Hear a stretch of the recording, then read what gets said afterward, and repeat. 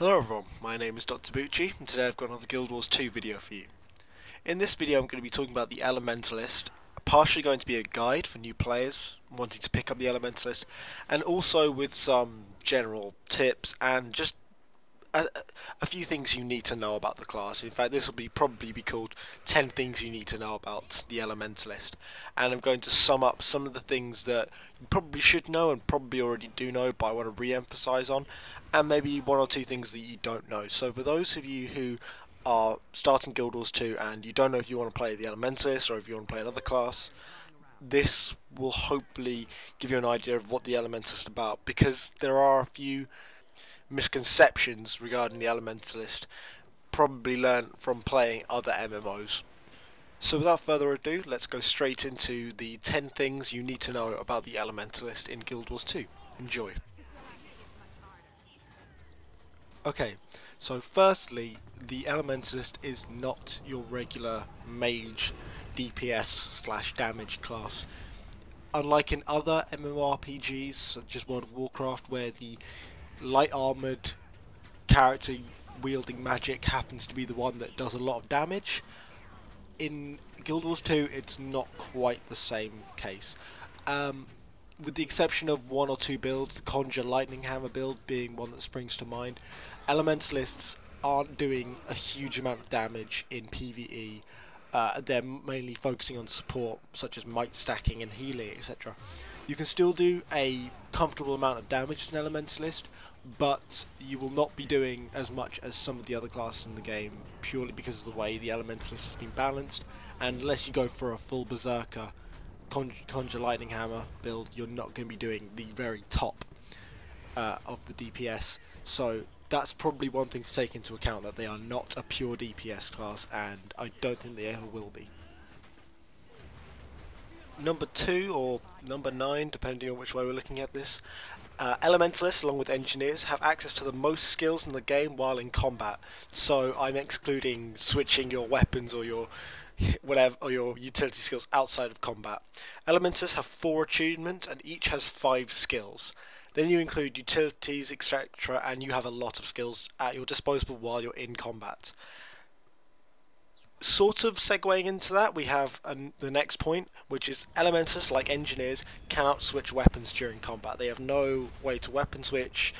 Mine is on the Tide key, but yours might be another one, but there is a handy weapon switch for all the classes in the game except Elementalist and Engineer. And the reason for this is that Elementalists have a profession-specific mechanic, which is the ability to switch attunements. So instead of switching weapons, you switch attunements. So there are 4 attunements: fire, water, air and earth, and they all have different themes. Obviously they're sort of in-game thematic idea, but also have like mechanics themes. So generally speaking, water is to do with healing, and air is to do with swiftness and damage, and so is fire, whilst earth's a little bit more to do with protection and stability. In order to be a really good Elementalist, you're going to have to make use of most of these achievements in some sort of rotation. Most rotations you'll find will tell you to switch between maybe 3 or even 4 of your achievements. You're going to have to do that quite often. You can't view it as specialising in a certain achievement. You have to view it as dabbling in all 4, and all 4 will be necessary to your survival and for you being able to hold your own in Guild Wars 2. Some people like to call it achievement hopping, some people like to call it achievement dancing. I like achievement dancing because it sounds a lot more eloquent and deliberate than sometimes it actually can be. So yeah, that's what you're going to have to do as an Elementalist to keep up with some other classes in the game in terms of damage and survivability. And it is fun. It's something that needs a little bit of time getting used to, but once you get into the swing of it, you'll be absolutely fine. But it might require a few changing on the key bindings, because F1 to F4 might not be the best for you. In a somewhat unrelated fashion, we're going to move on to my next point, which may be point number 4. I've lost track now. Along with Guardians and Thieves, Elementalists have the lowest base HP in the game, which is 10,805 at level 80, in comparison to Warriors and Necromancers, who have 18,372 base base HP at level 80. So by base HP I mean you have no traits which are giving you vitality, and no armor or accessories or weapons which are giving you vitality either. That is your bare minimum. This means that Elementalists really have to focus on dodging, and some of your gear probably will need to focus on either vitality or toughness. That's kind of the way things go, unless you're going for full berserkers, which I personally wouldn't suggest for someone who's starting out. You want as much health as you can get without severely damaging your ability to do damage, because you need to stay alive. To make things worse, Elementalists also wear light armor, so they don't have the most armor in the game, and at level 80 a full set of exotic armor will grant you 920 defense.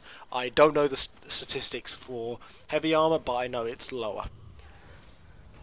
So you might want to consider that as well before you start playing an Elementalist. You're going to have to dodge a lot, you're going to have to be careful. Thankfully we do have access to quite a few heals and stuff like that, more heals than a lot of classes, so you can mitigate that damage a little bit and you can get away with it and you can heal up quite nicely. So it's not the end of the world, but it is something you need to take into account.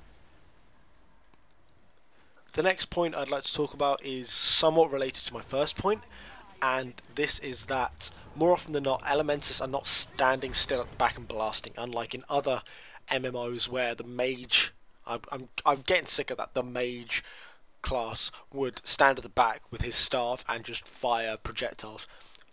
Sadly, you're probably going to have to get a little bit closer than that as an Elementalist. 3 builds I can think of, 3 major builds: the dagger build, the scepter build, and the lightning hammer build, are all going to involve you getting quite close to your target. In fact, dagger is one of the most common weapon combinations for level 80 PvE, and scepter puts you just as close really. You still need to get pretty close up to do decent damage, and so dodging really is a must. I'm going to have to emphasize that again, you're going to have to dodge quite a bit. The only time when this becomes less important is if you're doing a staff build, which I don't see that often, but I know people do it. I have people in my guild who do it, and if you're using a staff, you'll probably be able to avoid having to dodge so much because you stand quite nicely at the back. My guild leader says he doesn't like dagger or scepter on his Elementalist because he likes being able to stand at the back, and he doesn't like it being too close. So yes, you sometimes can be standing at the back, but more often than not you will be getting a little bit closer, and my preference is to get a little bit closer with the scepter and dagger loadouts. Coming to point number 7 now, these have all become really skewed together, but I don't really care. Elementalists can conjure elemental weapons that they can equip, which grant them a new weapon set for a limited period of time. So a conjure is a very profession specific type of skill that Elementalists have. There are 5, I believe. There is Conjure Earth Shield, Lightning Hammer, Molten Axe, Fiery Greatsword, which is an elite, and Frostbow or Icebow. And they all do different things, they all give you different skill sets, and when you use them you will summon one on the ground, which either you can pick up or an ally can pick up, or also you have one for yourself, so you instantly get one in your hands. You'll have a certain amount of charges with it, and also you have a certain amount of time with it, and they do different things, and you can use these in your build quite effectively. Conjure Lightning Hammer is one of the most popular ones for those full berserker high ELO PvEers who love to just go in and do a ton of damage, a brick ton of it. Personally, I don't like using them that often. I like using my weapon skill set, and I feel more rooted using them, but if that's your playstyle, then fair enough. Some people like using things like the Frostbow. I like using the Frostbow at times where it can be really useful, and a lot of people like using the Lightning Hammer, so I'm not going to knock that. I just wanted to put that out there so you know that's something that Elementalists can do, and it is quite interesting.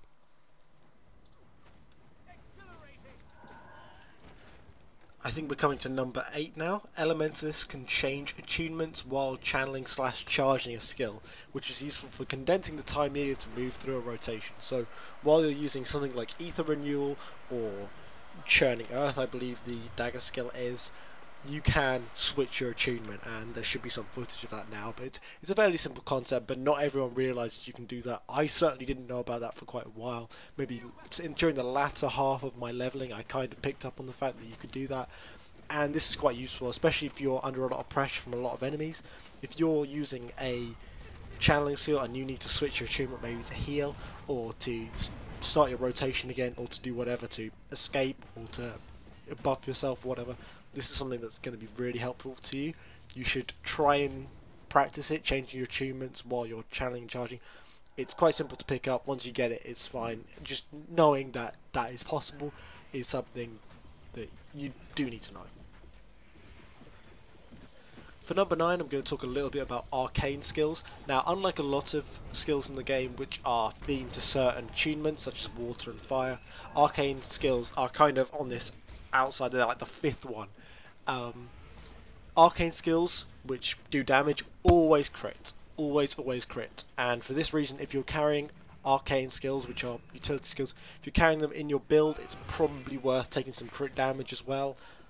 I know my build uses a lot of crit damage, and most of the builds I've seen which are even remotely damage oriented have crit damage, and if you have these arcane skills, please take them. They work really well in rotations, and they work really well with critical damage, obviously because they're always critting. So yeah, that's something you should take into account. Arcane skills always crit. While you're leveling, this probably won't make that much more of a difference, although I liked using Arcane Wave while leveling, but not Arcane Blast so much. But putting that out there, something you should take into account, that they always crit. And finally, while I have actually slammed the Elementalist a little bit in this video, I've talked about them having low base HP, not being that great at DPS, wearing light armor, and not being able to weapon switch and stuff like that, and you know, you can't just stand still, you've got to dodge a lot. Elementalist is an awesome profession to play. It can seem a little bit daunting at first, and this isn't untrue. There are going to be times when you're going to be overfaced a little bit, and while you're playing an Elementalist in comparison to another class, I've been playing a lot of Guardian recently, and I've noticed how much easier playing Guardian is while leveling than Elementalist. You don't have to be as careful, there's so much more you can do to mitigate damage. Even though they have the same base HP, they're much easier to get into the swing of, and you very rarely overface yourself as a Guardian. I'm not knocking them at all, I'm not saying they're easy to play necessarily. They're very fun to play, and if you want to play Guardian, definitely do it. But Elementalist in comparison, while leveling, is a little bit more difficult. You need to be a little bit more careful. However, it's so fun to play. It's one of the most diverse professions in the game, thanks to achievement swapping. And people may say it's a weak profession, and you're going to hear that a lot, probably. I see a lot of forums, and people say, oh yeah, the Elementalist is underpowered, and yada yada yada, this and that. And maybe that's somewhat true, but I think if you learn the mechanics of the Elementalist and you sort of unlock its full potential, the results can be extremely rewarding. I'm trying to keep this under the 15-minute mark. We've hit 30 minutes now, so I'm going to wrap this up. I've had pretty much said everything I want to say. I may do some more videos like this, 10 things you need to know, but I don't expect to make it a full-blown series that I'll do, every week or whatever. It'll be more sporadic than that. If I have a few things to say about something in the game, I'll make one of these videos. I just felt like I need to put this about the Elementalist, because I discussed with a few people in my guild the Elementalist, and a lot of the newer players had a lot of misconceptions about the Elementalist, and I just helped them out, and I thought maybe I could transfer some of those tips onto a slightly wider audience. So thanks a lot for watching, everyone. If you enjoyed this video, please give it a like. If you want to see more videos from me, hit the subscribe button, and thanks a lot for watching. See you later.